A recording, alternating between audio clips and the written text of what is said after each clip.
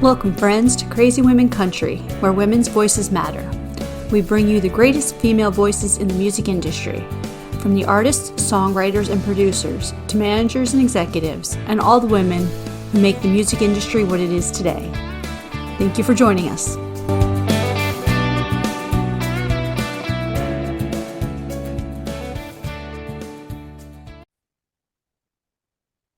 Welcome, friends, to another episode of Crazy Women Country. Today, we have the talented Tania Nichamin. How are you doing? Yeah, really good. Thanks for having me on. Our pleasure. Thank you for getting up so early. As most of you know, we pre-record, but we're all over the world, and you're coming from down under at like 5 a.m., right? Your time? Yeah. It was early. It was an alarm. I was like, oh, that hurt. I hate that. I'm a musician. We don't get up early. No, it's all late night, isn't it? That's what it is. We are so honored for you to join us early in the morning, then. Yes. I'm happy to be here. I'm very grateful. Thanks for having me on. No worries. Okay, so the first question is the hardest question you're ever going to be asked. Who is Tania? And I'm not saying your surname because I'm bound to say it wrong. So Nichamin. See, we'll get her to say it for me. So who is Tania? Tania Nichamin. Look, I'm a bit of a loose cannon. I am a singer-songwriter from Australia. I've been writing songs since I was 15 years of age, and I'm 50 in February coming up.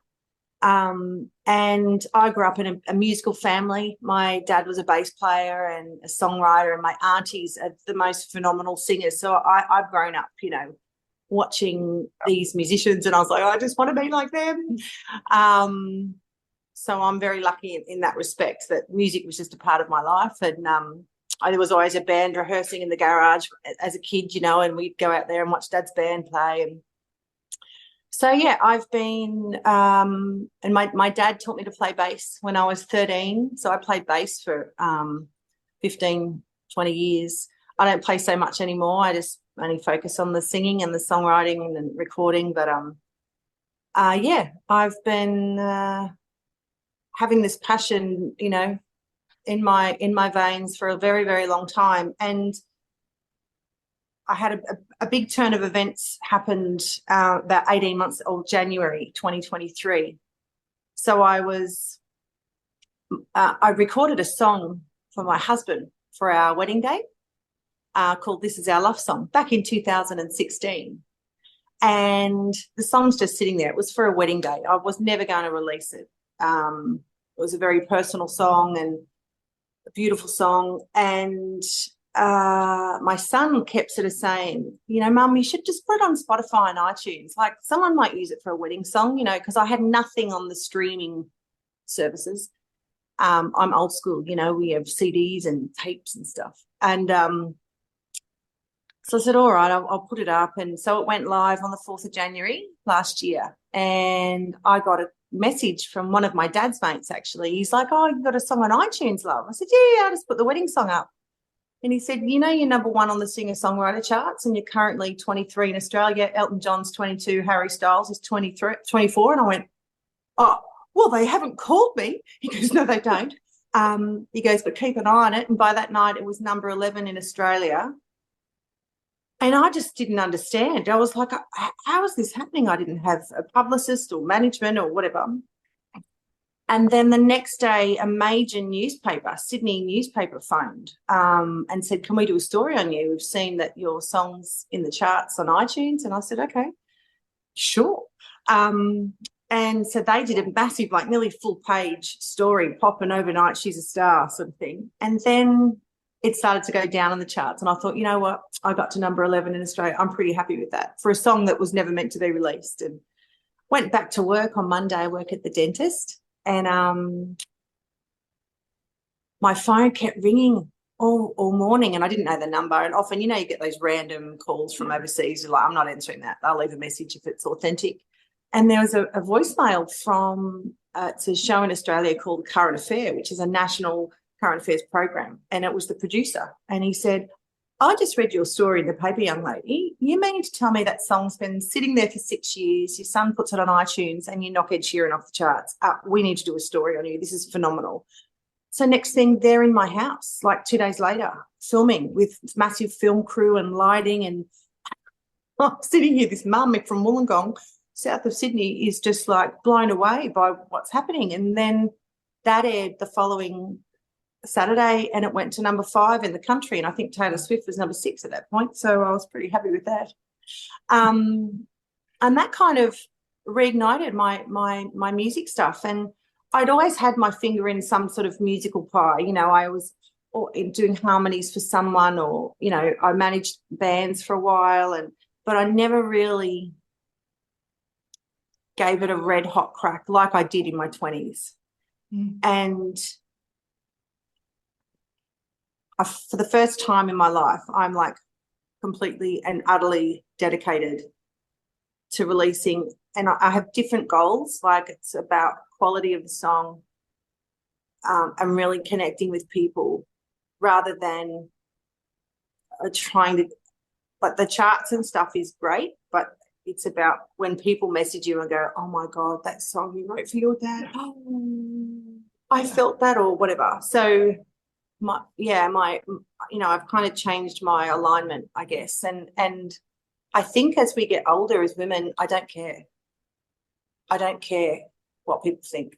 I always had this fear of I'm too old. And here's my dad at the age of 64 still doing major country music festivals in Australia. Now, so this has all happened in January last year. And in the background, my family was going through a horrific thing in that my dad had leukemia and he was given 6 months to live in December 2022. So having this music thing kind of reignite just was a beautiful distraction for my family as well. And my dad got to see it all happen. And then my father passed away 6 months after that song came out. It was May 2023 he passed away. So, yeah, it was an amazing time, but also a very traumatic and emotional time for our family because he was our big guy, you know, and he was a beautiful man. And I still feel him with me. I'll probably get emotional, but I still feel him with me every day. And I have... after This Is Our Love Song came out, I wrote a song for my dad called Biggest Heart because I just wanted him to know how much he was loved and that it's okay. Like, we got you and it's all right. We're going to be okay, sort of thing. And so I released that in March 2023 and Apple Music put it on their Aussie Country playlist and Dad got to hear it and he loved it. He rang me when I sent it. He said, Tan, it's just beautiful. Really proud. I love it. I really love it. And then he passed away 6 weeks later after the song came out. So I'm just grateful that he got to see what happened with This Is Our Love Song and he got to hear his song, you know, on radio and stuff like that in Australia. So that was a pretty big pivotal time for our family. I took some time off after that, after we lost Dad. I was particularly close with my dad because of the music thing and, you know, the connection we had. I have 2 younger sisters and they don't play musical instruments. They like to play a bit of air guitar, but they don't play, you know, in bands and stuff. It was, yeah, really, really tough time for all of us, and especially my mum, and they're only young. Dad was 68 when he passed away. So anyway, after Dad passed, I took a bit of time off and then I went back into the studio and recorded Lorraine, which is a song about domestic violence. Very powerful film clip that was the first film clip I directed. When I wrote Lorraine, it was like a movie in my head. I could see the film clip. And so I had to make that come to life and we did that and it's been played on CMT, on Foxtel here, and so that was really cool. And yeah, and then I went to Tamworth in January, which is a massive country music festival here in Australia, and I attended. It's called the Academy of Country Music. And that place is sacred to me because my dad played there year after year after year after year. And my dad was nominated for Golden Guitars for songs that he wrote. So going to Tamworth for the first time in my late 40s as a singer-songwriter and seeing all these venues where my dad had played previously was very special, very special. And anyway, so the Academy is like a school for songwriters. They only take like 25 students. You're there for 2 weeks and it's 12 hours a day, co-writing, songwriting. It's like this intense school of music for 2 weeks. You cry most days because you're surrounded by people that are very much like yourself, like-minded songwriters. And we're all opening up about why we write the songs we write. You know, it's all storytelling at the end of the day. And anyway, so I went to that and that was phenomenal. We got to open Tamworth Country Music Festival on the main stage. I'll tell you what, they had to drag me off because I was home. I thought, yep, this is for me. I can do this. And then came back to Wollongong, did some more co-writes with another amazing singer-songwriter, Anthony Snape, called Sunsets. I wrote a song, and that's about Dad. That's about the days after Dad died. The sunsets were like off the charts, and by like day 5, I thought, is that you, Dad? Are you turning the dial up on the sunset? You know, because I could feel him in that, and it's a beautiful thing. It's very comforting. And I released Sunsets. Oh, sorry, I wrote Sunsets with Anthony Snape, and I had all these songs and no money. And I'd come to terms with the fact, I thought, you know, this year you're just going to focus on your songwriting, your band, live shows, and you can record next year.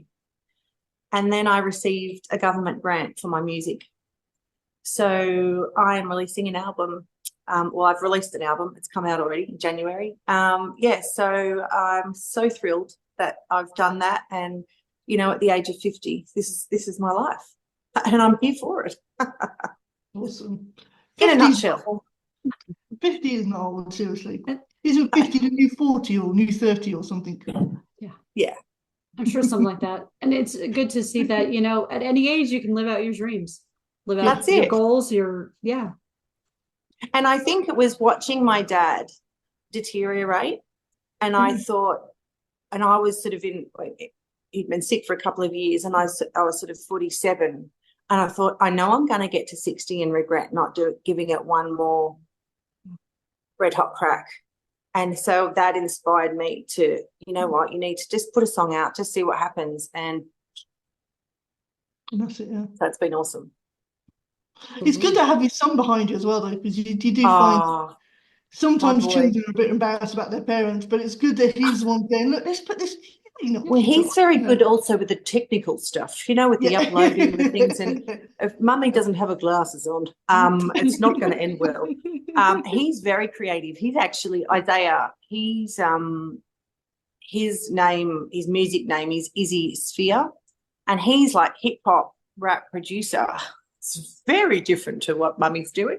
But he helps me so much, like with my website and uploading my songs, and he does a lot of the creative, technical side with my artworks for my singles, and he did the filming in Sunsets, the music video. There's some beautiful, stunning footage of me driving an MG convertible at sunset, and that MG was my dad's MG, and it was important to have that car in it because it was Dad in the sunset. And Isaiah, he got this drone, and he's like, yeah, Mum, I just need you to drive up and down. And he got this it's like a tourism campaign for that little town, Jamboree, like in Australia. It is stunning. And I was like, you know, he just does it. He just does it. He doesn't complain. Yes, Mum. I think we need to get him on board. Hey? Deal with our technical problems that we seem to have in the river. I need his number for on speed dial. Speed dial. Yeah, a lot. And actually on the album, I wrote a song for him, and it's called Good Man. And it's probably one of my favorites, actually. It's probably my favorite on the album, Good Man, because it's the simplest most heartfelt song to my boy. And I was a single mum for a long time with him, and so we're quite close. And when I recorded this song, I sent it to my producer, Michael Carpenter, and he wrote back. He goes, "Oh yeah. No, we're doing that on Saturday. This is when we're finishing the album." I only wrote it 2 days before I was in the studio. It came to me when I was brushing my teeth, actually. And Isaiah he's a sweet man. He's a sweet man. Like, he's a good kid. Like, he's a good, kind soul. And I just, that's the most important thing, that they are kind humans, and empathetic. And he's a beautiful, beautiful man. And when I played him this song, he said, "Mum, I'll go home and listen to it in my headphones if you don't mind, because I don't want to cry in front of everyone," because I played it when the family was here. But when I recorded it, my producer, Michael Carpenter, who's a man in his 50s, he had to stop a few times during the recording and go, "I'm sorry, Tania, can you just give me a moment?" He's tearing up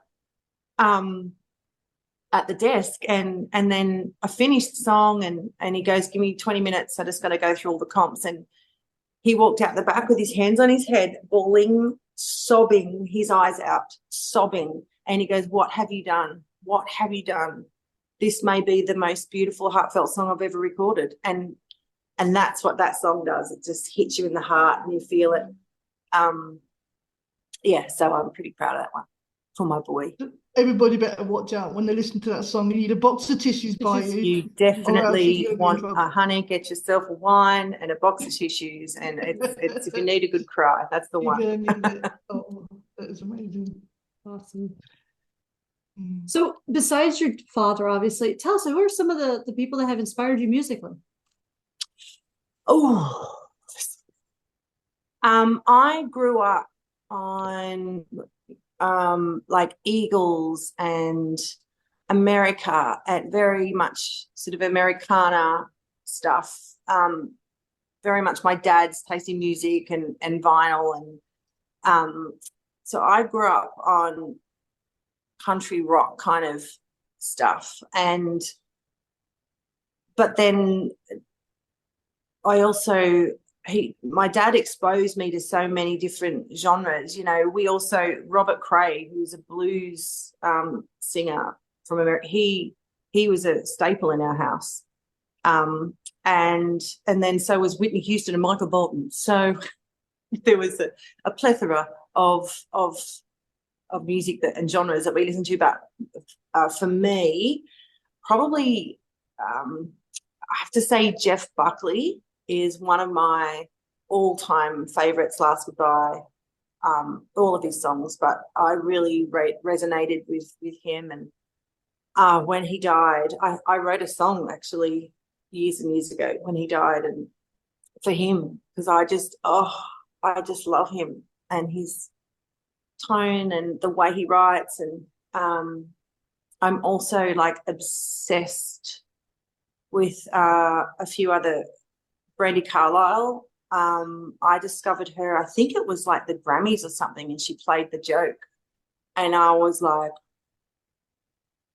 so she's one of my biggest idols, role models. I love her.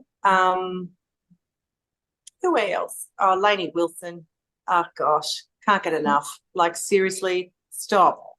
She's awesome. Just divine. I love her. So I have a huge range of genres and bands and musicians that I am obsessed with.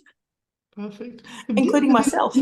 The new song with Brandy Carlisle and Elton John is absolutely amazing as well. Their voices seem to be just matched. They're just perfect. The timbre and the tone. She's at the top of the mountain, that girl. She's just divine. She's just amazing. She's just too talented. It's not fair. She could share that talent around all of us. Do you know what I mean? Yeah. Just a little bit and it'll be awesome. Just chuck a bit, sprinkle a bit this way. Just a little bit here. She's got way too much.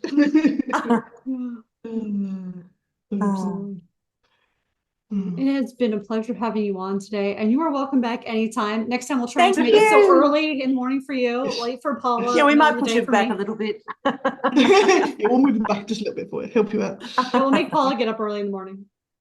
Yeah. What time is it there for you? For me, it's nearly 8 o'clock at night. Right. And Donna's in the afternoon. Yeah, I'm in the It's like afternoon, getting close to 2, yeah. Yeah, right. And So where try are to you? fit in all around. Whereabouts? Are you in the UK? I'm in Spain. Spain. Oh, you poor thing. Oh, Poor thing. I know, it's dreadful. Absolutely lucky dreadful. duck. Wow. That's so cool.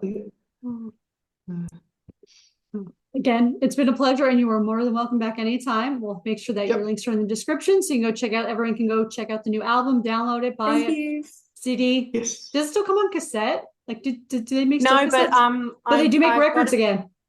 Yes. I've done a vinyl. Yeah. So you see, you can get on vinyl, I have to everyone. send you one over. Awesome. That That's sounds awesome. perfect. All right. Until next time, friends. Don't forget to check out the 20 Crazy Questions with Tania. Coming up soon. It'll be fun. Adios.